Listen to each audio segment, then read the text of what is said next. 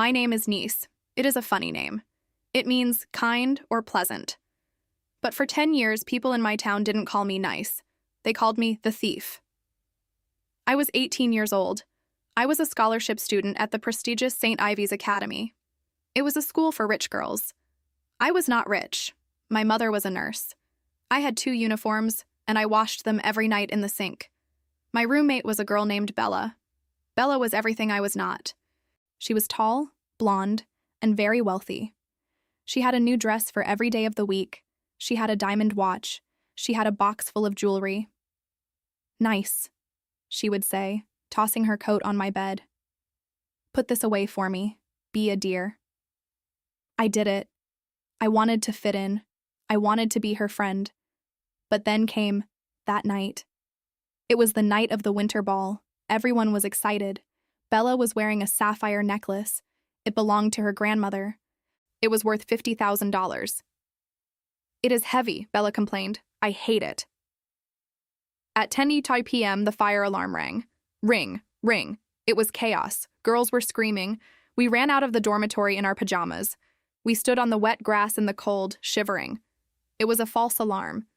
Someone had pulled the handle as a prank. When we went back to our room, the window was open. The jewelry box was overturned, and the sapphire necklace was gone. Bella screamed, "My grandmother's necklace! It's gone!" The headmistress, Mrs. Gable, came running. She looked at the open window. She looked at the empty box. "We must search the room," Mrs. Gable said sternly. They searched Bella's drawers. Nothing. They searched under the beds. Nothing. Then Mrs. Gable opened my pillowcase. She pulled out a small blue velvet pouch. Inside was the sapphire necklace. I stopped breathing. The room spun.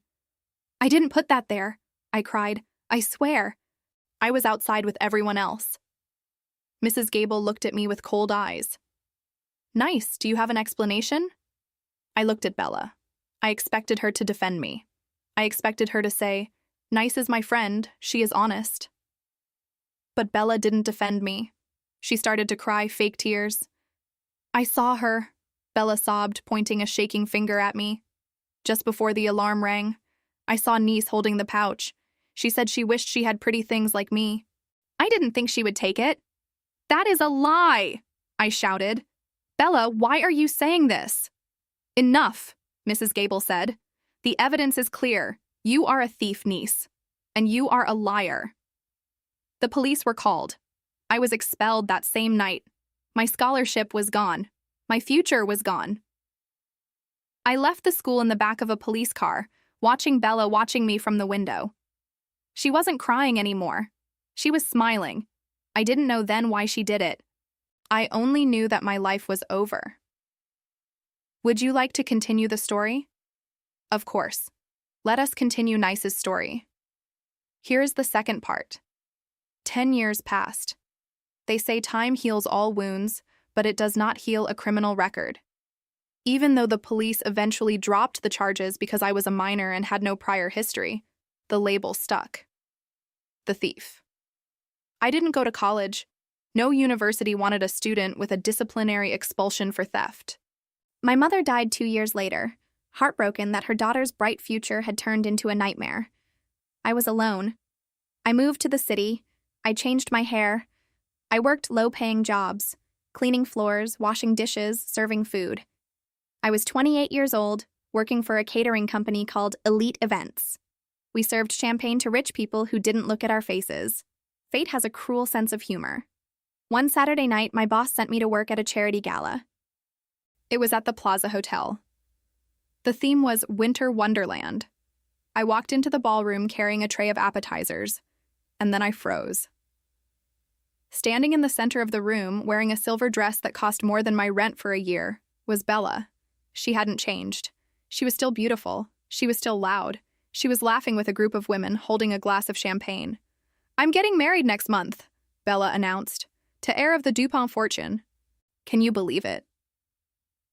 My hands shook. The tray of appetizers rattled. I wanted to run. I wanted to throw the tray at her. But I needed this job. Just keep your head down, Nice, I told myself. Be invisible. I spent the night dodging her. I hid in the kitchen, I cleaned up spilled drinks in the corner. Around midnight, the party was dying down. I was collecting empty glasses near the balcony doors. The heavy velvet curtains were drawn, hiding the balcony from view. I heard voices behind the curtain. "You look tense, darling," a man's voice said. It wasn't a nice voice. It was slurred and angry. "Keep your voice down, Rick," Bella hissed. "My fiancé is inside." "Does he know?" the man asked. "Know what?" "That his perfect bride is a liar," the man laughed. "Does he know about St. Ivy's? Does he know who really took the necklace out of the box that night?" I stopped breathing. I pressed myself against the wall, clutching a dirty napkin. "That was 10 years ago, Rick," Bella whispered furiously. "And the necklace was returned. No harm done." "No harm?" Rick scoffed. "You ruined that girl's life. What was her name? Sweet? Kind?" "Nice," Bella said. She said my name like it was a piece of trash.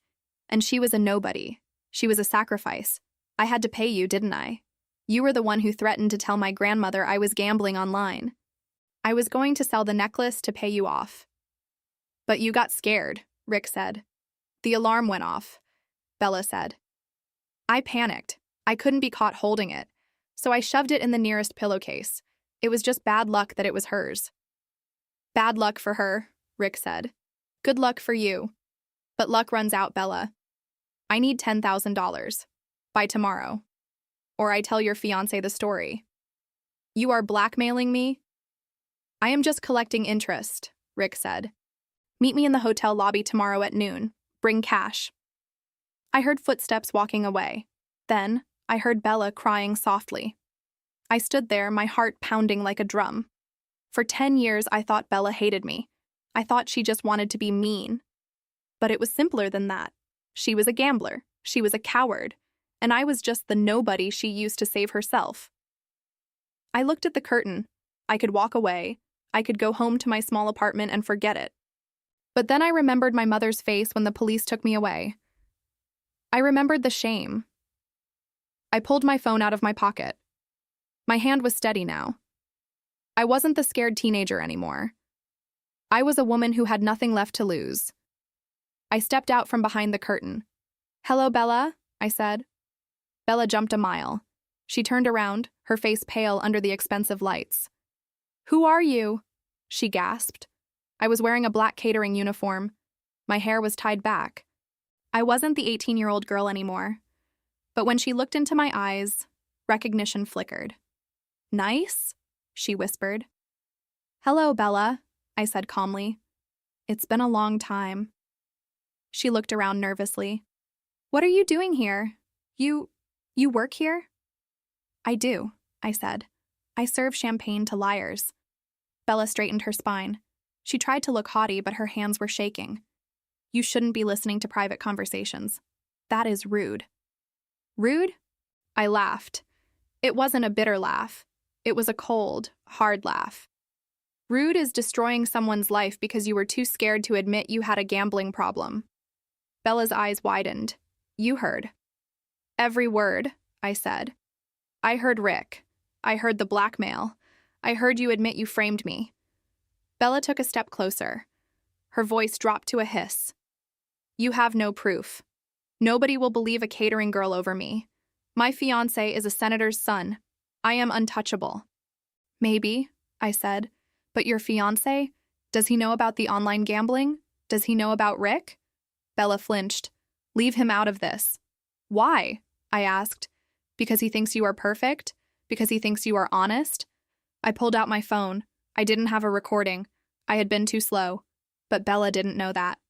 I held up the phone. The screen was black. I have a recording, I lied, of everything you just said. Bella stopped breathing. The blood drained from her face. She looked at the phone like it was a bomb. No, she whispered. You are lying. Am I? I asked. Are you willing to bet on it, Bella? You like gambling, don't you? Silence stretched between us. The party music thumped in the distance. What do you want? Bella hissed. Money? I can pay you. Rick wants 10,000. I'll give you 20. Just delete it. I looked at her. I looked at the diamond bracelet on her wrist. I looked at the fear in her eyes. 10 years ago, I would have taken the money. I was desperate. I was hungry. But now, I didn't want money. I wanted my name back. I don't want your money, I said. I want the truth. The truth? Bella scoffed. Nobody cares about the truth, niece. They care about the story. And the story is that you are a thief. Then let's change the story, I said. Tomorrow at noon. Meet me in the lobby, bring your fiancé, and bring the police. Are you insane? Bella shrieked. I will never do that. If you don't, I said, putting my phone in my pocket, I will send this recording to every news station in the city. Senator's future daughter-in-law admits to frame up an illegal gambling ring. It will be a great headline. Bella stared at me. She looked trapped. She looked like a rat in a corner. Fine, she spat. Noon. But don't think you can win, nice. I always win.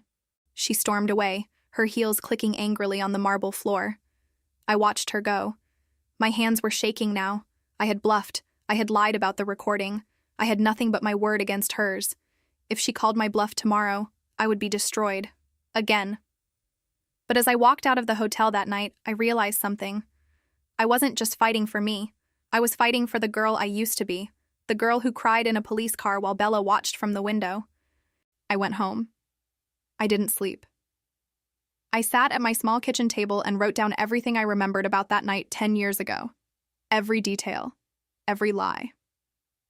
The next morning, I put on my best dress, a simple black one I bought at a thrift store. I walked to the Plaza Hotel. It was 11:55 a.m. The lobby was crowded. I saw Bella. She was standing near the fountain. She was wearing sunglasses. Next to her was a man in a suit, her fiancé. He looked confused. And next to him were 2 police officers. My heart hammered against my ribs. Thump, thump, thump. I took a deep breath.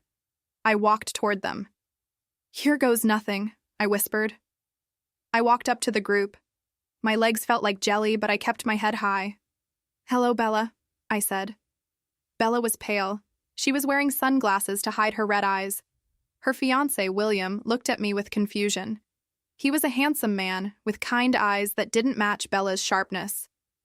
Is this her? William asked Bella. The woman who is harassing you? Yes, Bella cried, her voice high and shrill. Officer, this is her. She is the thief from my old school. She is trying to blackmail me. Arrest her. The police officer stepped forward. Ma'am, step back. You are accused of extortion. I didn't step back. I looked at William. I am not a thief, I said clearly, and I am not an extortionist. I am just a woman who wants her name back. I pulled out my phone. Bella flinched as if I had pulled out a gun.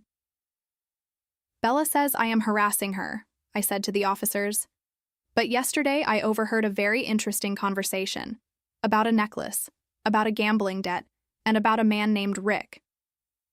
Bella screamed, She is lying! Arrest her! Take that phone! William looked at Bella. Rick? Who is Rick? Nobody! Bella shouted. She is crazy!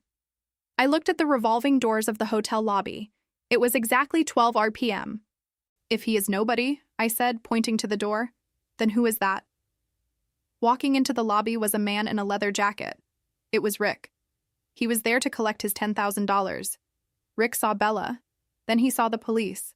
Then he saw me pointing at him. He stopped. His face went white. He thought Bella had set him up. He thought the police were there for him. No way! Rick yelled, backing away. I'm not going down for this, Bella. You called the cops on me? The officers turned around.